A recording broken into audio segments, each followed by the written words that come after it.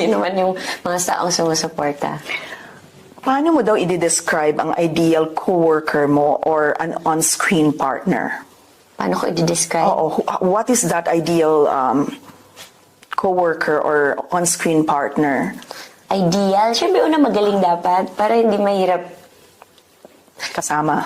katrabaho or ka-eksena or parang hindi mahirap umarte kasi parang oo naman yung magaling pero sana marunong yung meron siyang presence of mind and gusto niya yung ginagawa niya, yun talaga yung number one kasi meron namang tao na hindi niya masyadong gusto yung ginagawa niya or he or she's just doing it for work.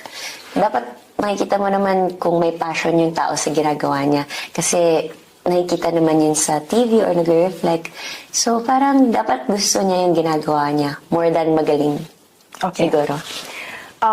To Paolo, ano pa daw yung mga, after this project with Kim, ano pa yung mga roles that you wish to portray as an actor?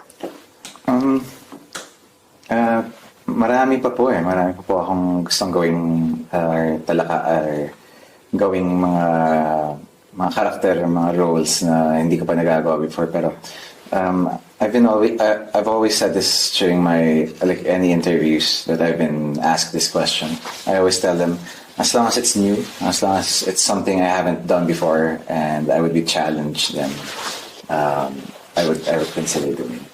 And what is your dream project now after this current one?